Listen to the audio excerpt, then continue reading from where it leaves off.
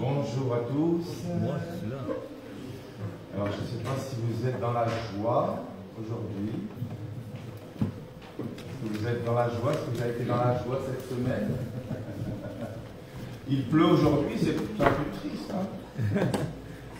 Aujourd'hui, j'ai un peu mal aux dents. C'est pas évident, j'ai un peu mal aux dents. Mais je suis dans la joie parce que nous sommes reliés avec le Seigneur en pleine connexion perpétuelle, éternelle. Donc, merci Seigneur.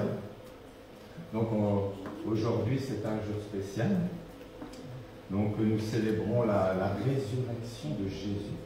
Jésus est ressuscité. Alors, Jésus est ressuscité, donc il est mort sur la croix et il est revenu à la vie. Alors, qu'est-ce que ça veut dire? Qu'est-ce que ça veut dire pour nous chrétiens? Ça veut dire que, voilà, nous sommes nés pécheurs, hein, nous sommes nés pécheurs et donc nous sommes privés de la gloire de Dieu. Privés de la gloire de Dieu, c'est-à-dire qu'on n'est pas en relation avec lui, hein, on est séparés de lui. Et donc, l'idée d'être séparé du Seigneur, c'est l'enfer, quoi. Enfin, pour nous chrétiens, vivre sans Jésus, sans Dieu, c'est pas possible, quoi. Voilà, c'est l'enfer, quoi. On est dans les ténèbres, et donc nous sommes nés pécheurs, et donc il fallait un sauveur, il fallait quelqu'un qui nous sauve de la mort, de l'enfer, quoi. Et donc Jésus, voilà, Jésus est mort, ça faisait partie du plan, de Dieu. Donc Jean 3,16, car Dieu a tant aimé le monde qu'il a donné son Fils unique, afin que quiconque croit en lui ne périsse point, mais qu'il ait la vie éternelle. Donc voilà, Dieu nous aime et il a donné son Fils pour nous. Donc Jésus s'est sacrifié sur la croix et aujourd'hui, nous célébrons, Jésus est ressuscité, il est revenu à la vie. Donc Jésus a vaincu le dernier ennemi. Comme il est écrit, hein, le dernier ennemi, la mort. Donc, on peut dire, comme le centenier le dit dans la Bible, hein, Jésus est vraiment le Fils de Dieu. Donc, nous sommes dans la joie parce que notre relation est rétablie. Nous sommes nés pécheurs, mais voilà, Jésus a payé pour nos péchés. Donc, c'est merveilleux, non? Donc, nous sommes en pleine relation avec notre Seigneur, et puis voilà. Donc, pour l'éternité. Merci Seigneur. Donc, aujourd'hui, on va chanter quelques cantiques. On va chanter quelques cantiques avant de laisser, de raconter l'histoire de la Pâque, hein, il y a 2000 ans. Donc, on va chanter quelques cantiques. Après, il y aura quelques lectures, quelques chants pour la chorale. Et après, Greg va nous donner le message, un message qui vous est adressé, qui nous est adressé.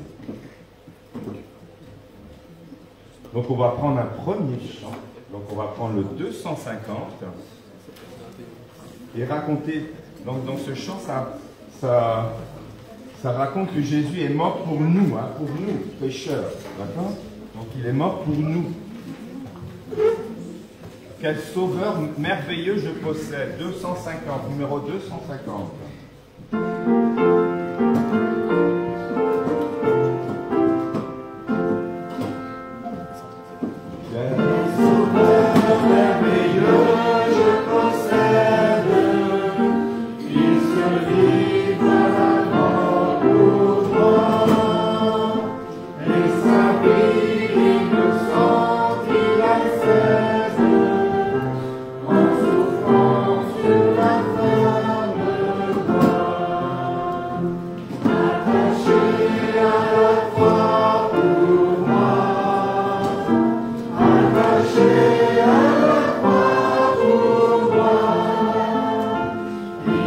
Free.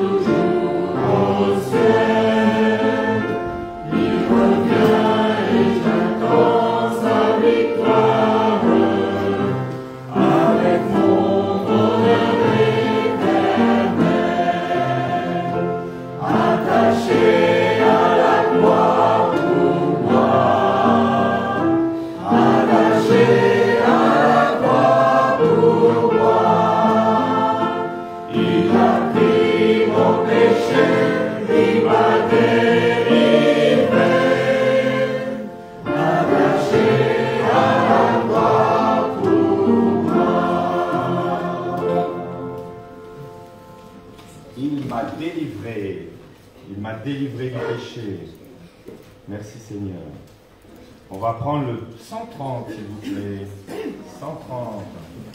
Sur le mont du Calvaire. 130.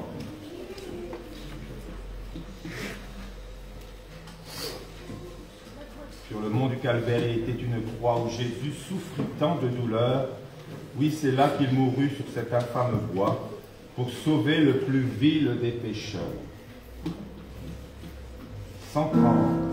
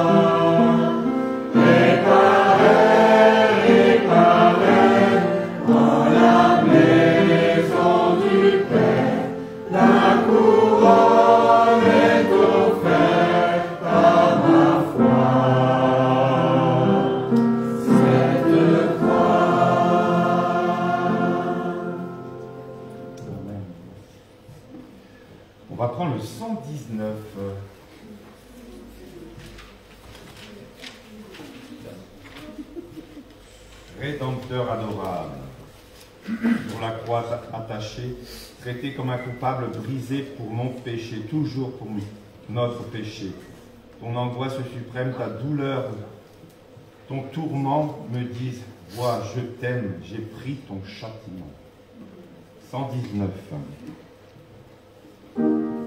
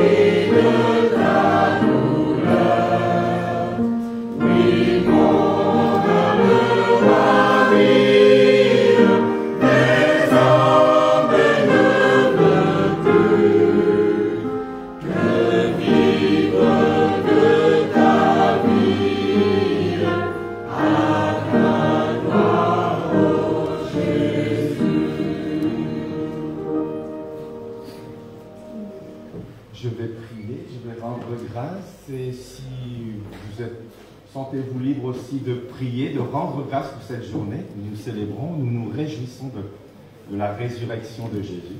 Donc, je vous invite aussi à prier, à rendre grâce. Donc, prions. Oui, Seigneur, nous sommes dans la joie, parce que c'est toi qui nous donnes la joie, Seigneur. Et oui, nous avons cette joie, cette paix pour l'éternité, Seigneur, parce que nous sommes avec toi. Oui, Seigneur, merci. Merci pour cette journée, Seigneur, où nous célébrons, Seigneur. Nous nous rappelons, Seigneur, de ton sacrifice et de ta résurrection, Seigneur.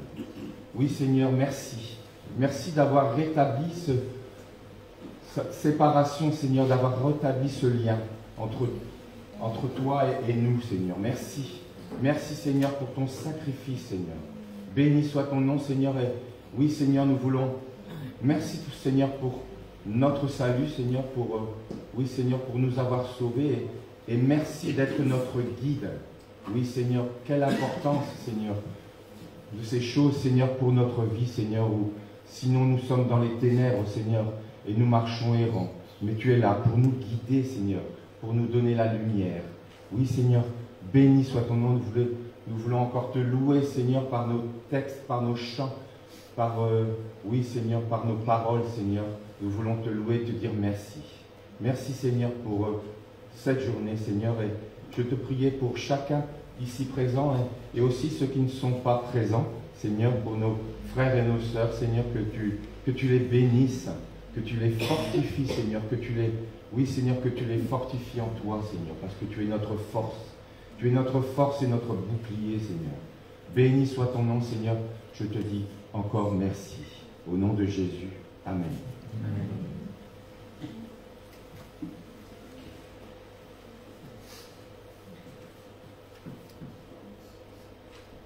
Seigneur, je te rends grâce, Seigneur, pour le premier jour, Seigneur, de la semaine. Je te rends grâce, Seigneur, parce que tu nous as donné le salut, Seigneur. Et ça a été payé une fois pour tout. Je te remercie, Seigneur, parce que tu as donné ton unique Fils pour nous pécher, Seigneur. Ton sang a été coulé sur la croix pour nous, Seigneur. Nous te rendons grâce, Seigneur, parce que tes paroles t'ont ressuscité, Seigneur. Merci, Seigneur, pour être toujours avec nous comme tu as promis, Seigneur. Je te prie, Seigneur, pour la chorale à tout à l'heure, Seigneur, qui nous fait bien chanter pour toi, pour t'honorer, pour te glorifier, Seigneur. Sois avec Greg pour nos messages, Seigneur. Merci pour tous les frères et sœurs qui sont ici, Seigneur.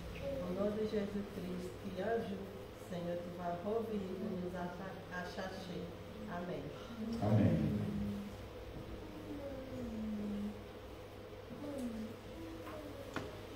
Merci, Seigneur, de nous avoir assemblés ce matin en ton nom. C'est pour te glorifier, pour te louer, pour te remercier pour le sacrifice de Jésus pour nos péchés. C'est lui qui a tout payé. Nous n'étions pas dignes d'être en relation avec toi. Et par amour pour nous, il a donné sa vie sur la croix. Merci parce que nous savons qu'il est auprès de nous ce matin et qu'il reviendra nous chercher un jour. Et fait que le message de la Pâque, du sacrifice de Jésus, puisse toucher des cœurs encore ce matin. Soit avec chacun de mes frères et sœurs ici présents, mais aussi avec ceux qui sont absents, et qu'ils puissent célébrer ta mort, mais surtout ta résurrection. Au nom de ton Fils Jésus. Amen. Amen. Merci Seigneur pour ton amour chrétien. Nous les hommes des péchés, les hommes irréconciliables, les hommes sans merci, mais Dieu est toujours avec nous. Ton aide est toujours envers nous. De ne pas nous laisser. Il te donne à tout moyen pour nous sauver, pour nous aider et d'écouter nos prières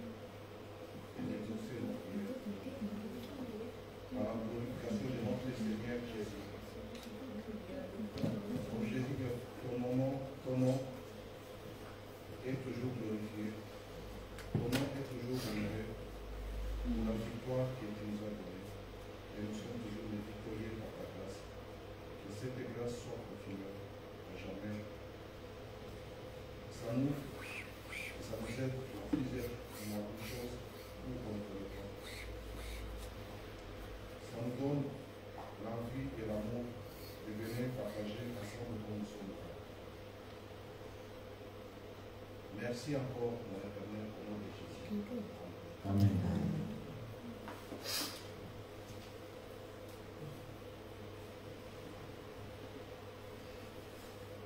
Et Seigneur, nous voulons te remercier aussi pour le privilège que nous avons de pouvoir nous réunir ce matin pour célébrer ta victoire sur le péché et sur la mort.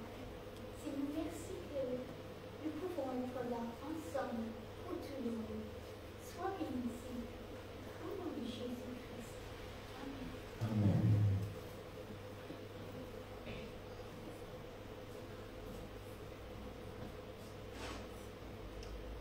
Oui, Seigneur, merci, Seigneur, parce que tu es vivant.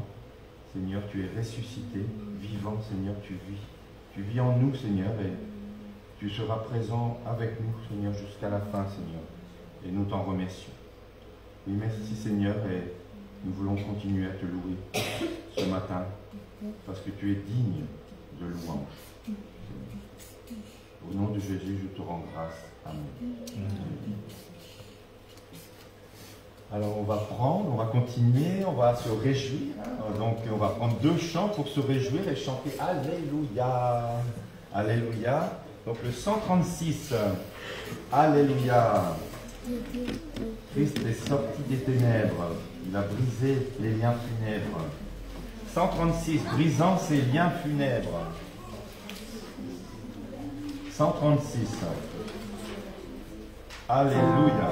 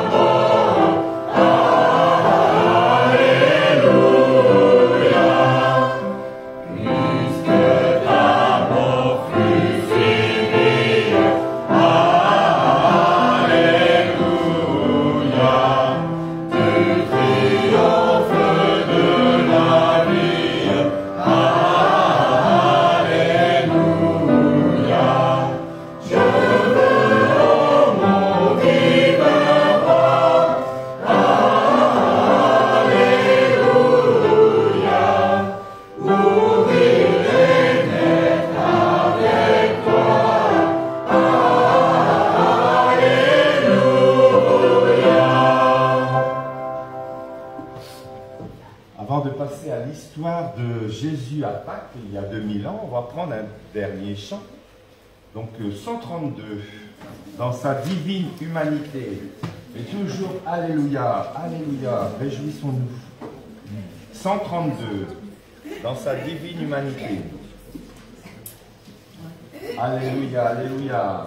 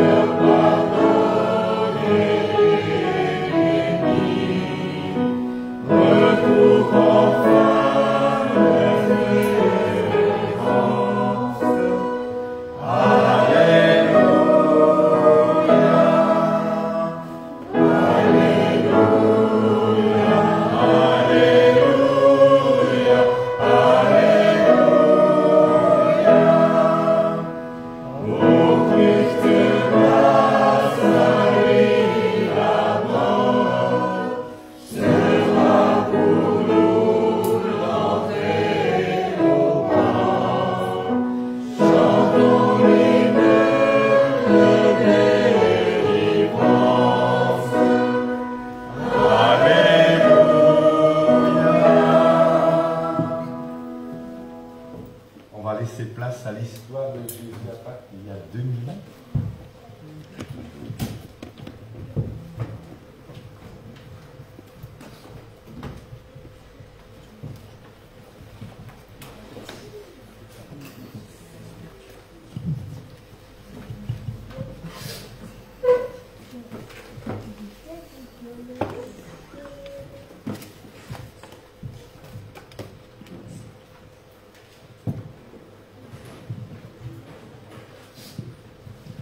Jésus demanda à ses disciples, « Qui dit-on que je suis? Moi, le Fils de l'homme. » Simon-Pierre répondit, « Tu es le Christ, le Fils du Dieu vivant. » Dès lors, Jésus commença à leur faire connaître qu'il fallait qu'il aille à Jérusalem. Il leur dit, « Le Fils de l'homme doit être livré entre les mains des hommes. Ils le feront mourir, et le troisième jour, il ressuscitera. » Lorsque le temps approcha où il devait être enlevé du monde, Jésus prit la résolution de se rendre à Jérusalem. Il prit à part les 12 disciples, et il leur dit en chemin, « Voici, nous montons à Jérusalem, et le Fils de l'homme sera livré aux principaux sacrificateurs et aux scribes. Ils le condamneront à mort et le livreront aux païens pour qu'ils se moquent de lui, le battent de verge et le crucifient. Et le troisième jour, il ressuscitera. » Mais ils ne comprirent rien à cela. C'était pour eux comme un langage caché, des paroles dont on ne saisissait pas le sens. La fête de Pâques devait avoir lieu 2 jours après. Les disciples préparèrent la Pâque. Le soir étant venu, Jésus se mit à table avec les 12.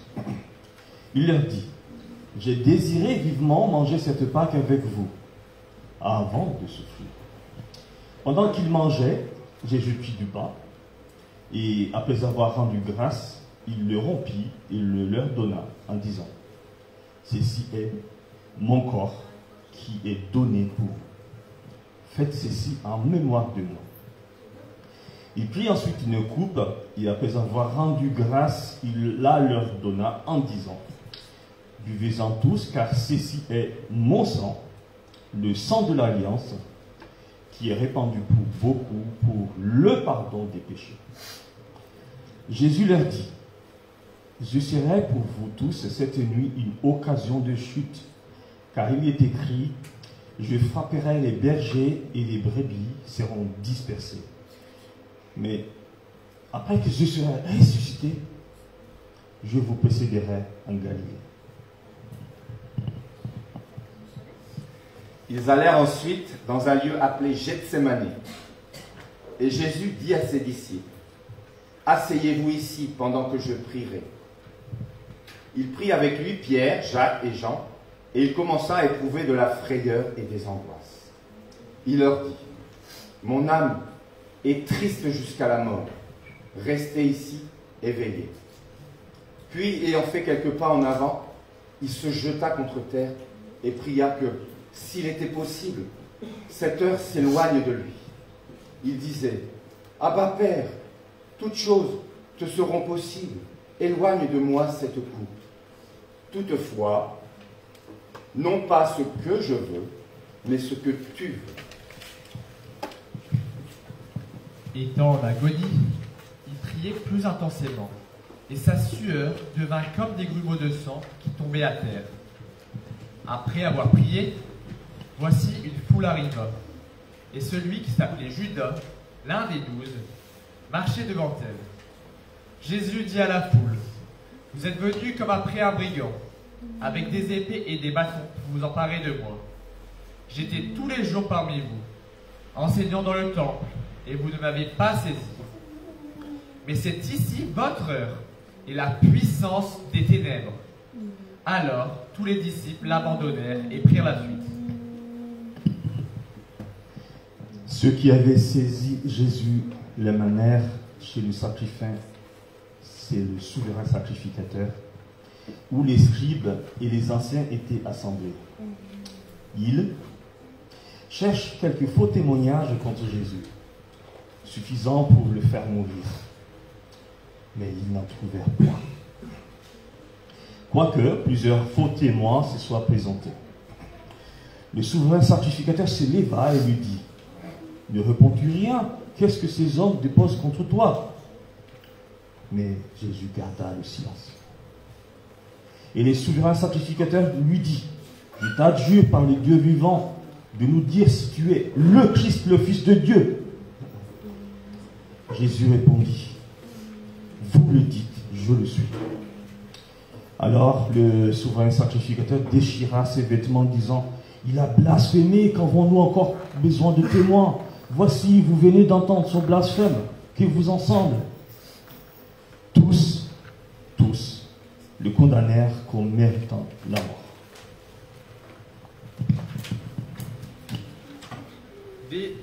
Dès que le matin fut venu, ils se levèrent tous, et après avoir lié, ils conduisirent Jésus devant Ponce Pilate, le gouverneur. Ils se mirent à l'accuser, disant, « Nous avons trouvé cet homme excitant notre nation à la révolte, empêchant de payer le tribut à César, et se disant lui-même, Christ, roi. » Pilate l'interrogea, « Es-tu le roi des Juifs ?» Jésus lui répondit, « Tu le dis. » Les principaux sacrificateurs portaient contre lui plusieurs accusations. Pilate l'interrogea de nouveau.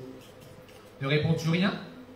Vois de combien de choses il t'accuse. » Et Jésus ne donna plus aucune réponse, ce qui étonna Pilate. Comme ils étaient assemblés, Pilate leur dit, « Que ferai-je donc de Jésus qu'on appelle Christ ?» Car il savait que c'était par envie qu'ils avaient livré Jésus. Tous répondirent, « Qu'il soit crucifié !» Le gouverneur dit, « Mais quel mal a-t-il fait ?» Et ils crièrent encore plus fort, « Qu'il soit crucifié !» Pilate, voyant qu'il ne gagnait rien, mais que le tumulte augmentait, dit, « Je suis innocent du sang de ce juste. Cela vous regarde. » Alors, Pilate prit Jésus et le fit battre de verges. Après, il le livra pour être crucifié. Les soldats du gouverneur conduisirent Jésus dans le prétoire. Ils lui ôtèrent ses vêtements et les couvrirent d'un manteau écarlate. Ils tressèrent une couronne d'épines qu'ils posèrent sur sa tête. Puis, s'agenouillant devant lui, ils le rayaient en disant « Salut, roi des Juifs !» Après s'être moqué de lui, ils lui ôtèrent le manteau et l'amenèrent pour le crucifier. Arrivés au lieu nommé Golgotha, ils le crucifièrent là. Jésus dit, « Père, pardonne-leur, car ils ne savent pas ce qu'ils font. » On écrivit au-dessus de sa tête, « Celui-ci est Jésus, le roi des Juifs. » Le peuple se tenait là et regardait. Les magistrats se moquaient de lui, de Jésus. Les passants l'injurièrent et secouaient la tête. « Si tu es le Fils de Dieu, descends de la croix. » Les principaux sacrificateurs, avec les scribes et les anciens, se moquaient aussi de lui et disaient, « Il a sauvé les autres et il ne peut pas se sauver lui-même. S'il est le roi d'Israël, qu'il descende de la croix et nous croirons en lui. Que Dieu le délivre maintenant s'il l'aime. Car il a dit, « Je suis fils de Dieu. » Les soldats aussi se moquaient de lui.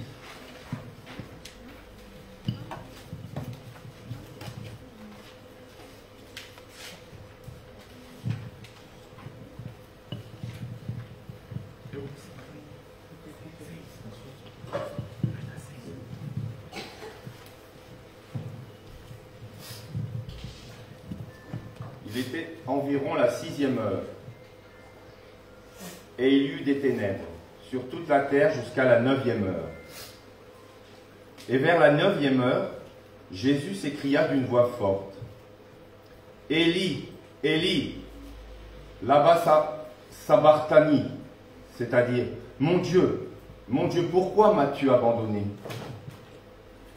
Après cela, Jésus dit, « J'ai soif. » Il y avait là un vase plein de vinaigre. Les soldats en remplirent une éponge et l'approchèrent de sa bouche. Quand Jésus eut pris le vinaigre, il dit, « Tout est accompli. » Jésus s'écria d'une voix forte, « Père, je remets mon esprit entre tes mains. » Et en disant cela, il expira. Le centenier qui était en face de Jésus, voyant qu'il avait expiré de la sorte, dit, « Assurément, cet homme était le Fils de Dieu. » Et tous ceux qui assistaient en foule à ce spectacle s'en retournèrent, se frappant la poitrine. Tous ceux de la connaissance de Jésus et les femmes qui l'avaient accompagné depuis la Galilée se tenaient dans l'éloignement et regardaient ce qui se passait. Parmi elles était Marie de Magdala, Marie mère de Jacques et de Joseph, et Salomé, la mère des fils de Zébédée, et plusieurs autres qui étaient montés avec lui à Jérusalem.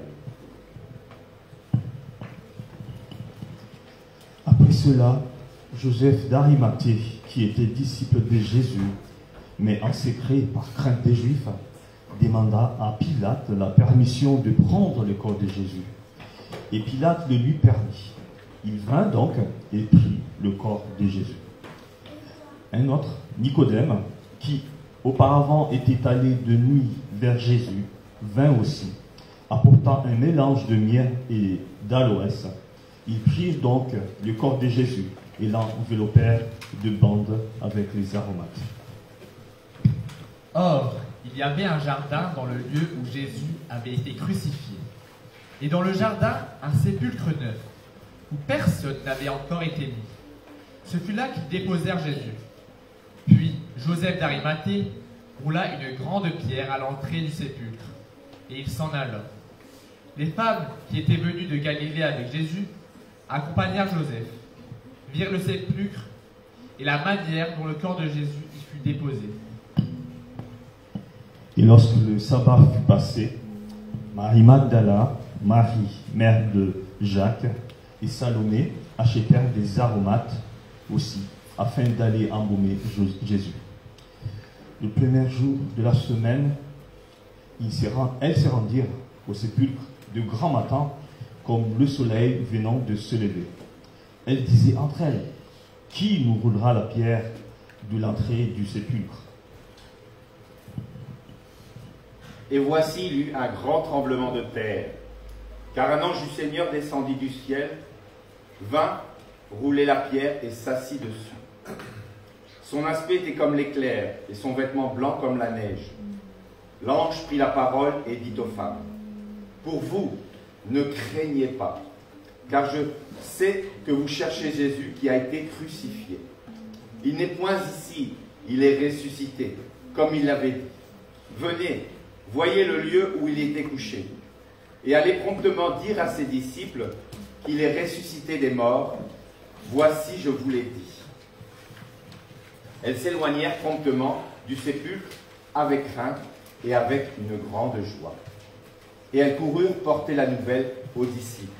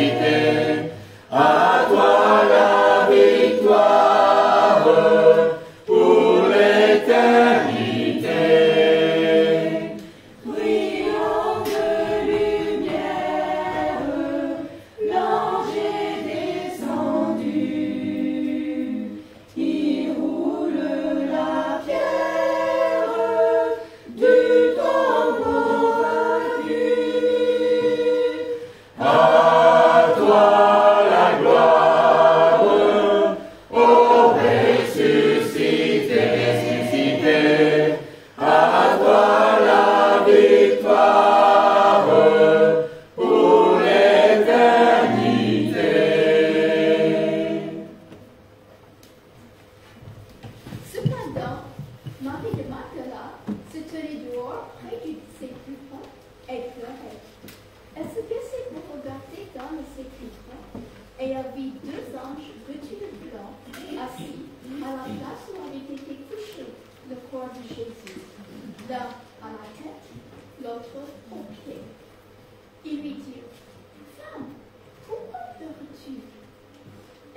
répondit, parce qu'ils ont enlevé mon Seigneur, et je ne sais où ils l'ont mis.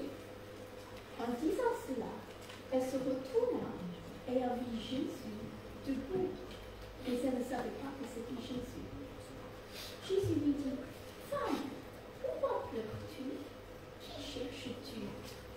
Elle, pensant que c'était le jardinier, lui dit, Seigneur, si c'est toi qui l'as emporté, dis-moi où tu l'as mis, et je le prendrai. Jésus lui dit, Marie. Elle se retourna et lui dit en hébreu, Rabboni, c'est-à-dire maître. Jésus lui dit, va trouver mes frères. Marie de Magdala alla annoncer aux disciples qu'elle avait vu le Seigneur et qu'elle lui avait dit ces choses.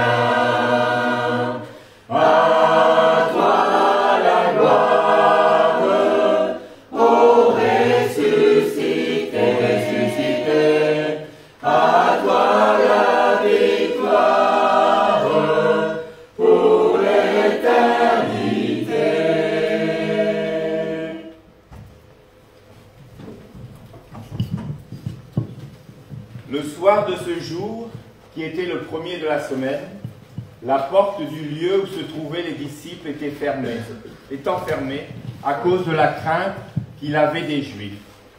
Jésus vint, se présenta au milieu d'eux et leur dit, la paix soit avec vous. Saisis d'effrayeur et d'épouvante, ils croyaient voir un esprit. Mais il leur dit, pourquoi êtes-vous troublés? Et pourquoi pareille pensée s'élève-t-elle dans vos cœurs? Voyez mes mains et mes pieds, c'est bien moi. Touchez-moi et voyez. L'esprit n'a ni chair ni os, comme vous voyez que j'ai. Et en disant cela, il leur montra ses mains et ses pieds. Comme dans leur joie, ils ne croyaient point encore, et qu'ils étaient dans l'étonnement, il leur dit, avez-vous ici quelque chose à manger? Ils leur présentèrent du poisson rôti et un rayon de miel. Il en prit et il en mangea devant eux.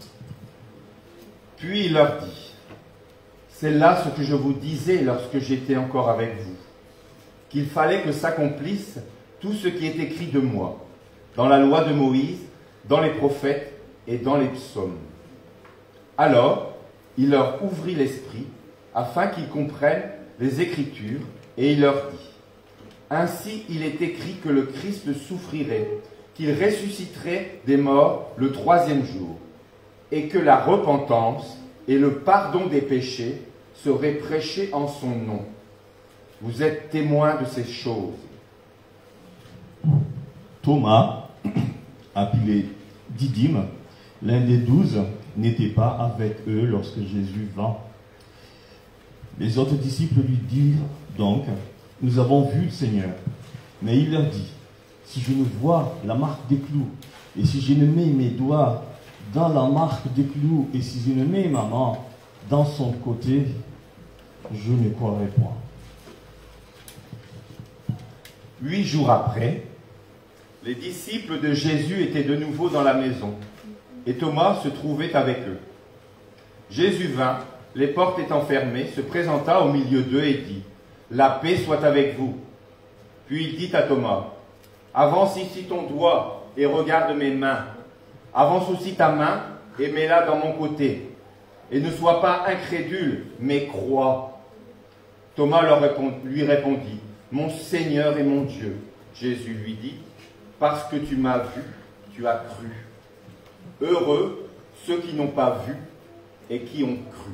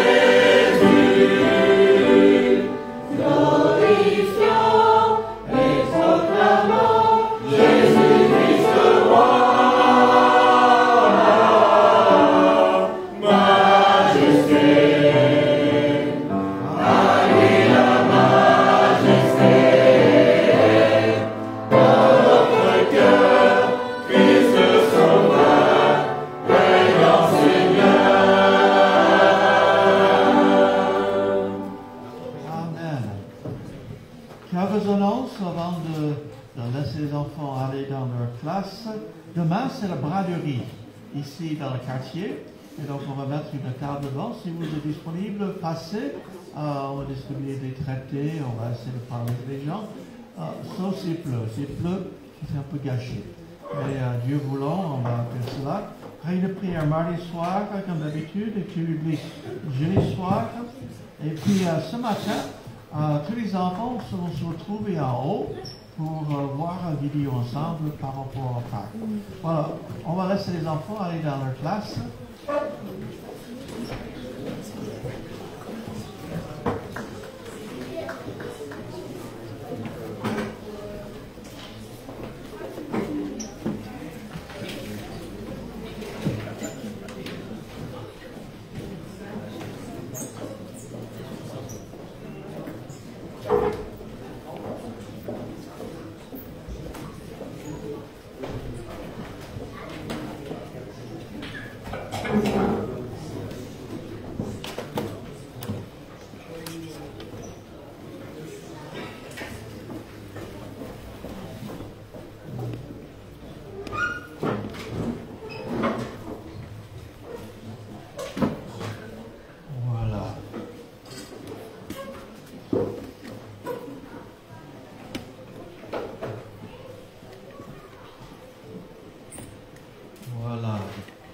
Jésus est ressuscité.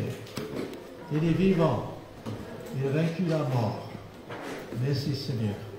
Avant d'ouvrir la parole, passons quelques instants dans la prière, mais louons le Seigneur pour qui il est, ce qu'il a fait, et qu'il est vivant. Merci notre Père ce matin parce que tu nous aimes. Merci Seigneur pour la victoire sur le péché, sur la mort, sur l'enfer, et que tu nous donnes Seigneur la vie éternelle, de savoir qu'on puisse passer l'éternité avec toi, puisque toi tu as payé sur la croix de Calvaire nos péchés, pour nous donner le pardon. Merci notre Père, que ton nom soit glorifié. Au nom de Christ. Amen.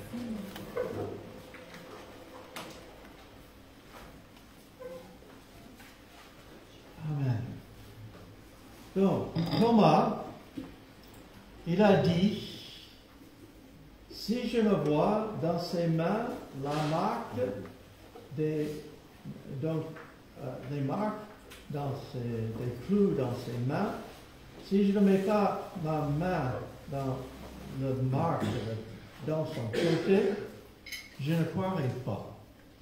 Combien de fois est-ce que nous avons entendu les gens dire, je suis comme Saint Thomas, comme c'est un point d'honneur. Je suis comme Saint Thomas, je ne vois que ce que je vois. Mais est-ce que c'est raisonnable? On croit beaucoup de choses sans l'avoir vu. N'est-ce pas? J'aime bien, j'ai déjà raconté ça plein de fois, mais quand je parle avec des jeunes qui sont qui se moquent de Dieu un peu, ils disent, je ne crois que ce que je vois. Et je dis, votre cerveau, vous ne l'avez jamais vu? Non. On croit beaucoup de choses. On croit tout ce qu'on entend à la télé, n'est-ce pas? Combien de fois j'ai entendu, c'est vrai, je l'ai vu à la télé. Je l'ai vu sur Internet. Il y en a qui croient que toute la vie, ça évolue toute seule.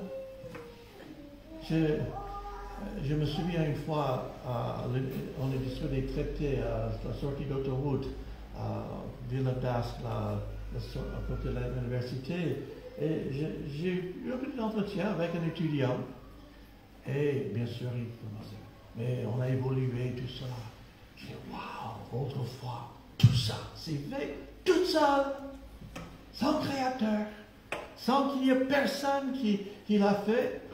La vie, c'est extraordinaire. J'ai mis des milliards de cellules ensemble. Autrefois, ça m'épate.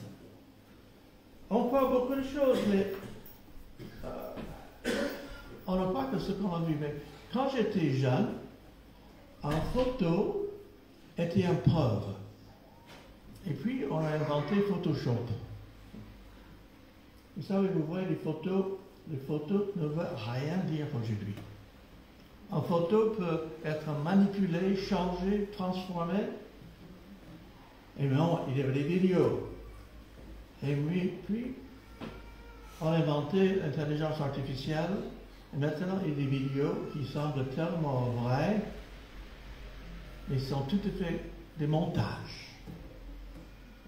dernièrement, enfin, je ne fais pas la politique ici, mais c'était quand même marrant, parce que quelqu'un a fait un montage. Il y avait Marine Le Pen et l'extrême gauche, Mélenchon, qui était en train de se marier. Elle était habillée, c'est un montage. Je parle politique, vous votez qui vous voulez, je suis tout à fait en dehors de ça. Mais est-ce qu'on peut croire ce qu'on voit? On voit beaucoup de choses sans l'avoir vu. Oui, je n'ai jamais vu Dieu, je n'ai jamais vu Jésus, mais je sais qu'il existe, qu'il est vrai, avec une certitude. On va voir aujourd'hui 3 idées dans ce sens-là. Ce que c'est la foi. Deuxièmement, la place de la résurrection dans la foi. Troisièmement, l'importance de la résurrection pour nous. 3 idées. Et si vous avez vos livres, je vous invite à chercher Hébreux au chapitre 11. Hébreux au chapitre 11. Qu'est-ce que c'est la foi? Il y a beaucoup qui pensent que la foi, c'est de croire des choses qu'on sait que ce n'est pas vrai. C'est pas ça la foi. La foi, c'est d'avoir une ferme assurance des choses qui sont vraies. Hébreux chapitre 11, verset 1. Or, la foi, c'est la Bible qui dit. Or, la foi, c'est une ferme assurance des choses qu'on espère. Une démonstration de celles qu'on ne voit pas. Une ferme assurance. Au plus profond de notre être, qu'est-ce qu'on croit? Au plus profond de notre cœur, qu'est-ce qu'on croit? La foi n'est pas basée sur ce qu'on voit, mais sur une réalité qui est encore plus grande. Ce qu'on voit peut être trompeur. Ce qu'on voit peut nous tromper. Satan, dans la Bible, Satan est appelé le père des mensonges. Dans le jardin d'Éden, on trouve déjà, il dit, Dieu a-t-il réellement dit, ah, tu ne mourras pas. Dieu veut te priver de connaître le bien et le mal. Trompeur. Depuis le jardin d'Éden, il trompe encore. On croit plein de choses sans l'avoir vu.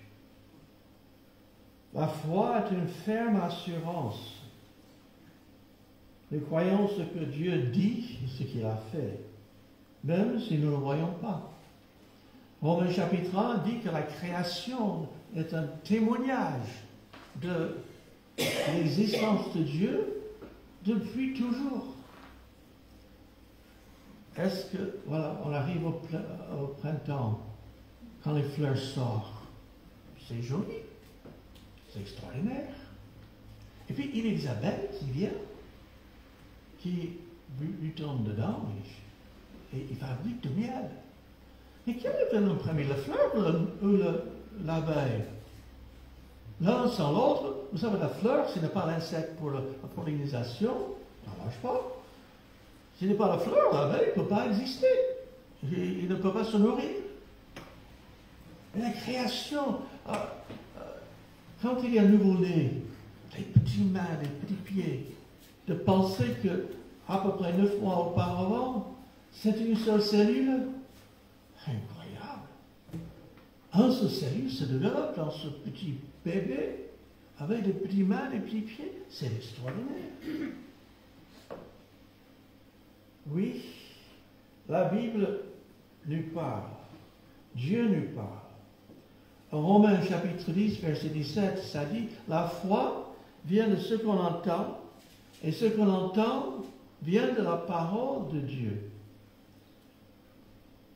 Quand on entend la parole et on croit ce la parole dit, ce que Dieu dit, ce que Dieu proclame à travers son Saint-Esprit qui a inspiré ce que nous savons aujourd'hui de ce que Dieu dit. En quoi la foi naisse? C'est un miracle. C'est quelque chose d'extraordinaire. Quand nous mettons notre confiance en ce que Dieu dit, c'est la gloire. Est-ce que ça vous est arrivé à vous d'expliquer quelque chose qui est vrai et les gens disent « je ne crois pas ». Je ne crois pas. Comment vous ressentez? Écoute, c'est vrai. Vous insistez, c'est vrai. Vous sentez, on peut dire, insulté quand quelqu'un implique que ce que vous dites est un mensonge. Comment Dieu qui est vérité, quand les hommes osent dire je ne crois pas ce que tu dis, c'est une insulte à Dieu. Mais au contraire, quand on croit ce qu'il dit et on agit en conséquence, ça le glorifie. C'est la gloire de Dieu. Et nous voyons dans ce passage, verset 2, pour l'avoir, la foi, pour l'avoir possédé, les anciens ont obtenu un témoignage favorable. Oui, les anciens, ceux qui ont vécu avant nous, qui ont cru ce que Dieu dit, ils ont été graciés. La Bible dit, Abraham crut Dieu et sa foi lui fut imputée à justice. À travers toute l'histoire, ceux qui ont cru ont reçu la bénédiction de Dieu. Éphésiens chapitre 2. On va revenir à Hébreu, mais Éphésiens chapitre 2, versets 8 et 9, verset que suivant on le cite. C'est par la grâce que vous êtes sauvés par le moyen de la foi. Et cela ne vient pas de vous. Le salut ne vient pas de vous. C'est le don de Dieu. Ce n'est pas par les œuvres afin que personne ne se glorifie. On croit ce que Dieu dit. Hébreux chapitre 11 et verset 3. Je reviens à Hébreux chapitre 11. C'est par la foi que nous reconnaissons que l'univers a été formé par la parole de Dieu, en sorte que ce qu'on voit n'a pas été fait de choses visibles. En Genèse chapitre 1 et 2, on voit que Dieu parle, il dit, et les choses fut. Il dit, et il y a un verset qui dit qu'il a créé la terre par sa puissance. Je ne suis pas scientifique, mais on étudie en sciences Einstein qui a dit que E égale mc2, je ne sais pas l'expliquer, peut-être certains parmi vous ont une compréhension, mais plus ou moins, si on veut dire simplement, l'énergie et la matière sont interchangeables. La matière est faite d'énergie, l'énergie c'est interchangeable. Enfin, moi, je ne comprends pas. Mais on voit que Dieu, il est tout-puissant, omniprésent, tout-puissant, omniscient, il sait tout. Et ce Dieu extraordinaire, quand il a dit, les choses furent créées. Nous, on ne peut pas faire ça. Moi, il faut que je prenne les matières pour faire quelque chose. Mais Dieu, à partir de sa puissance, les choses qu'on ne voit pas, il a créé ce qu'on voit. Et verset 4, on va sauter jusqu'au verset 6. Or, dans la foi, il est impossible de lui être agréable. Il faut que celui qui s'approche de Dieu croit que Dieu existe et qu'il est le rémunérateur de ceux qui le cherchent. Est-ce que nous sommes attentifs à ce que Dieu dit? Sans la foi, vous ne pouvez pas vous rendre agréable à Dieu. Ce n'est pas nos bonnes œuvres. Nos bonnes œuvres sont comme vêtements souillés, nous dit Ésaïe. C'est quelque chose d'imparfait, nos œuvres. Nos meilleures œuvres ne peuvent pas nous mériter la vie éternelle. Nos meilleurs efforts ne peuvent pas nous mériter le salut éternel, le pardon de nos péchés.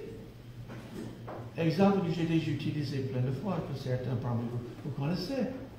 Si un homme a fait un crime terrible, on l'amène devant le juge, et que le juge, on a toutes les preuves, on sait que c'est lui, on a des témoins, on a tout ce qu'il faut, il n'y a aucune circonstance qui excuse son acte.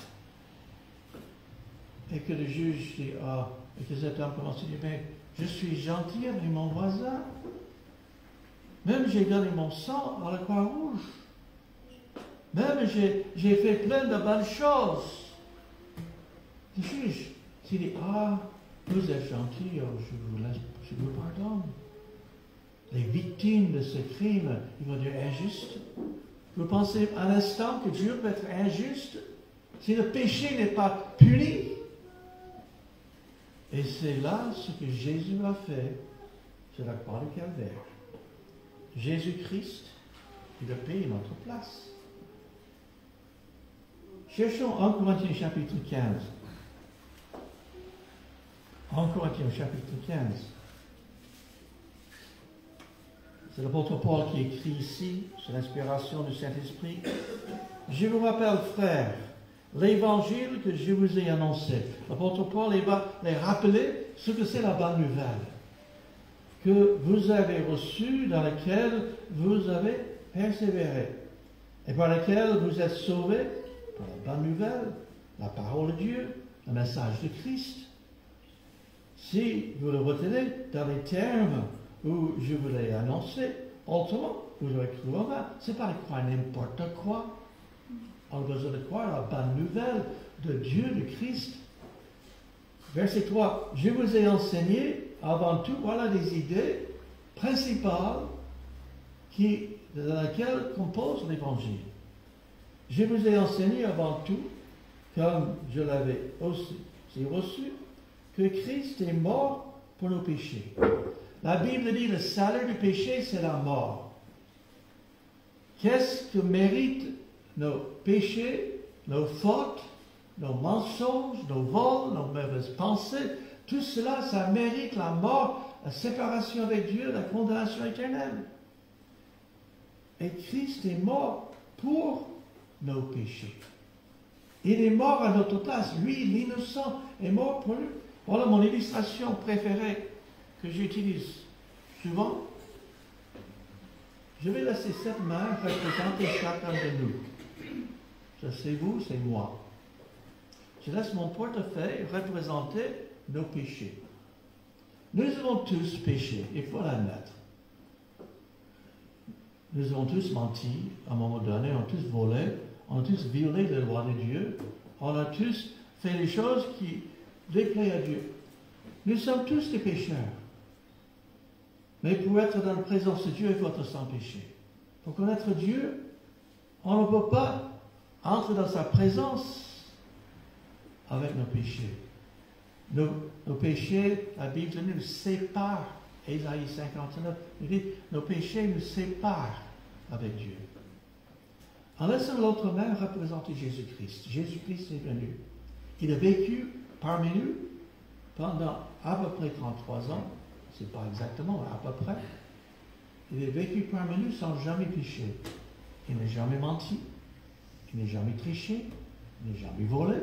Il était le seul qui ait jamais vécu depuis Adam et Ève qui n'avait jamais péché. Et Jésus-Christ, volontairement, lui, l'innocent, l'agneau de Dieu qui ôte le péché, lui, il est mort à notre place. Il a payé la mort que nous méritons. Il a pris nos péchés sur lui-même pour que nous soyons justes. Il a pris nos péchés pour que nous soyons justes devant Dieu. Il est mort, enseveli, on continue. Le verset 4, il était enseveli et il est ressuscité le troisième jour selon les Écritures. Jésus-Christ, il est mort, il a payé nos péchés Et maintenant, quand on croit en lui, on est réconcilié avec Dieu. Ce n'est pas la religion qui réconcilie avec Dieu.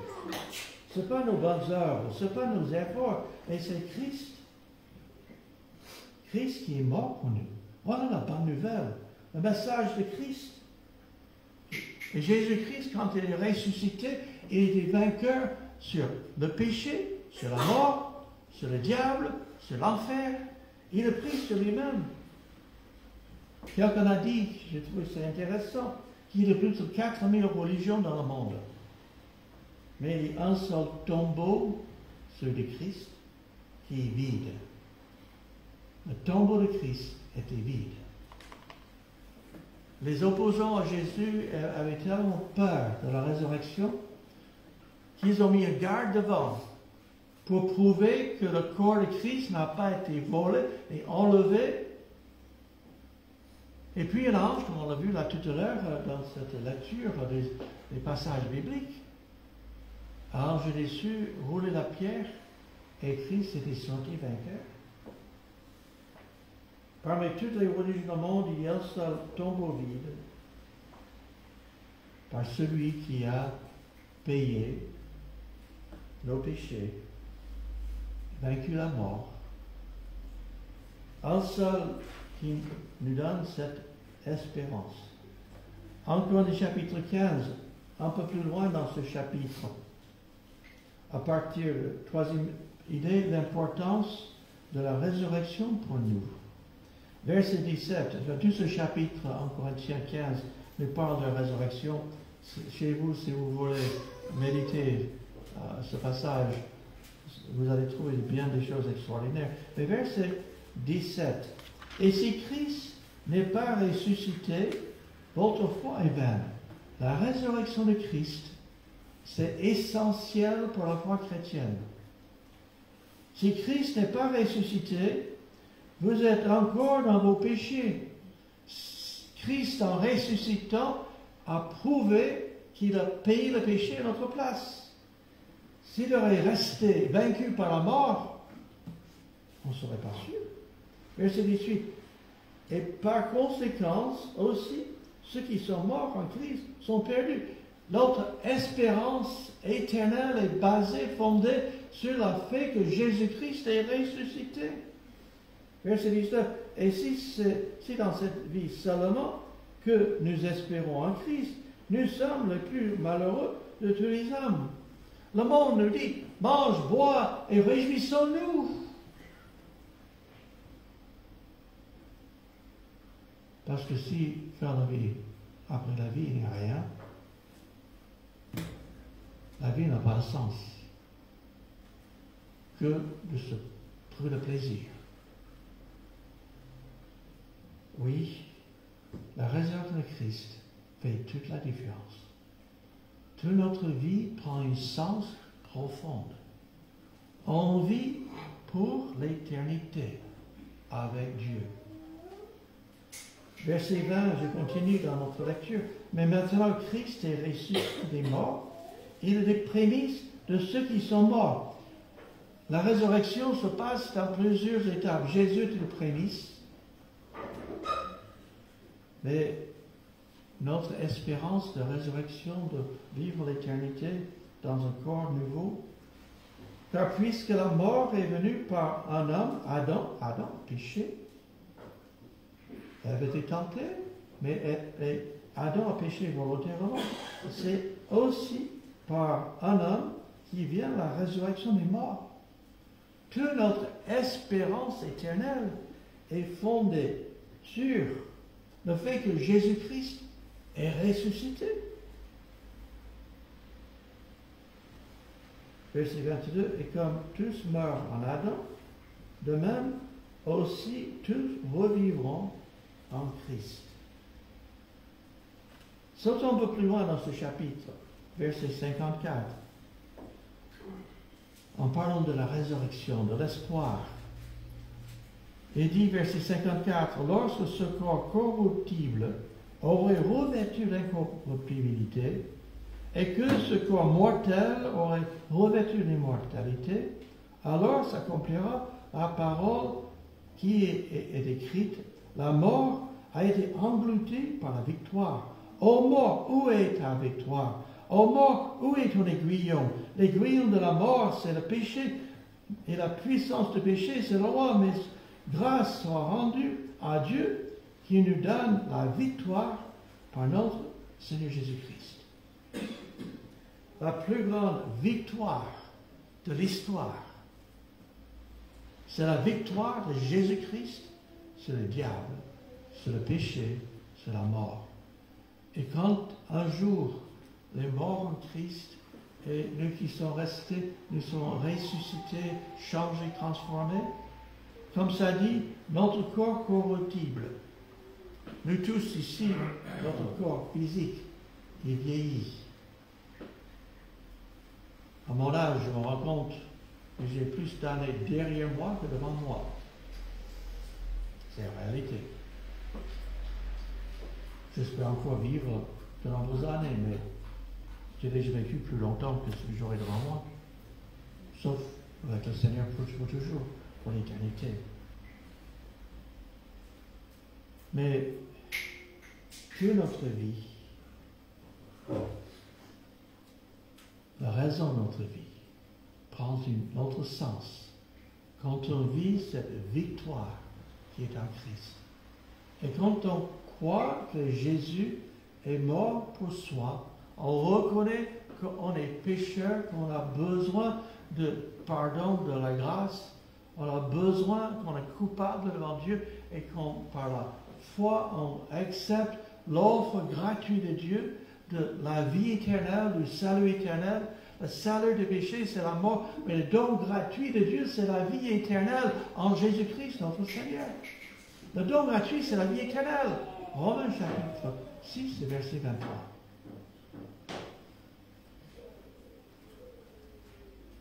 Jésus ressuscité, ça change tout. Si vous saisissez aujourd'hui l'importance de la vie éternelle de Christ, mettez votre foi, faites appel à Dieu, appelez-le, mettez votre confiance en lui, et il vous donne la vie éternelle. Vous passera de la mort spirituelle à la vie spirituelle. Revenons à Jean chapitre 20, pour clore un peu avec l'exemple de Thomas. Et mettons tout ce qu'on vient de dire dans le contexte de ce que Thomas a dit. Jean chapitre 20, verset 4. Thomas, appelé Didyme, l'un des 12, n'était pas avec eux lorsque Jésus vint. Donc Jésus avait apparu aux autres, Thomas n'était pas là. Les autres disciples lui dirent, donc, nous avons vu le Seigneur. Mais il leur dit, si je ne vois dans ses mains la marque des clous, et que si je ne mets mon doigt dans la marque des clous, et si je ne mets ma main dans son côté, je ne croirai point. Comment il a dû être embarrassé par ce qu'il vient de dire quand il va voir Jésus. 8 jours après, les disciples de Jésus étaient de nouveau dans la maison et Thomas se trouvait avec eux. Jésus vint, les portes étaient fermées, se présentait au milieu d'eux et dit, la paix soit avec vous. Mettons-nous dans la peau des disciples. Ils sont enfermés.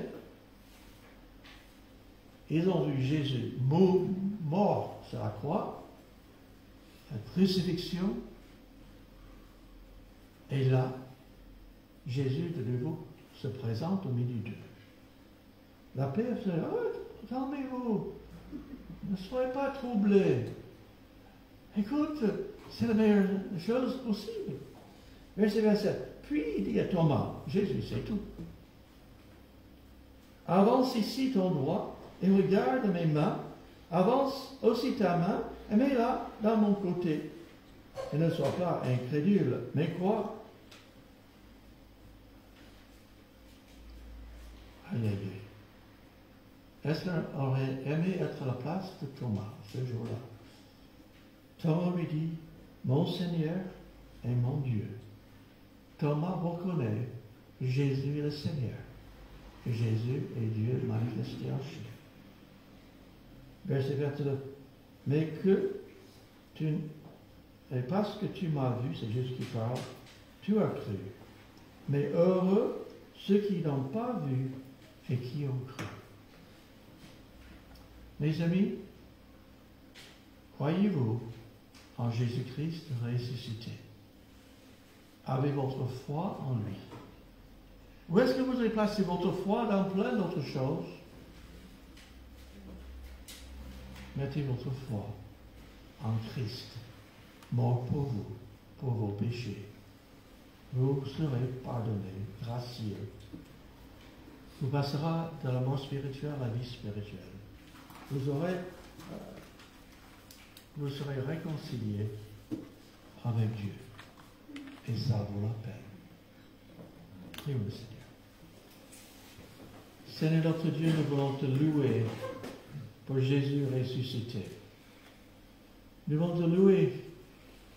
Et Seigneur, que si quelques-uns ici ne te connaissent pas, qu'ils placent leur foi en toi. Qui t'appellent par la foi. Qu'ils reçoivent cette vie éternelle, ce cadeau gratuit que tu donnes à celui qui croit.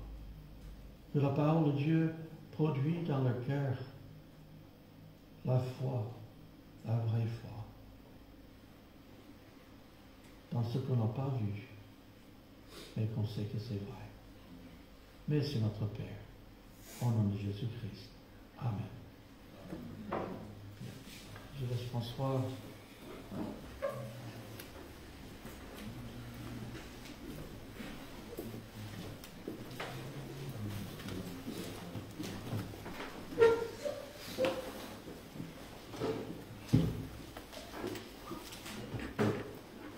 On peut chanter le 136 pour célébrer. 136.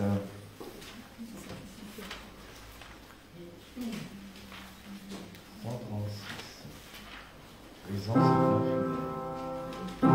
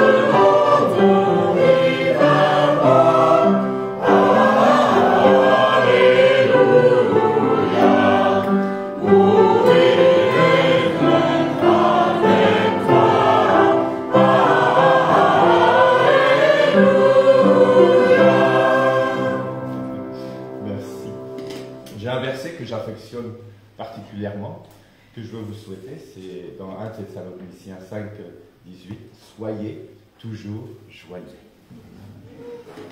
Bon dimanche.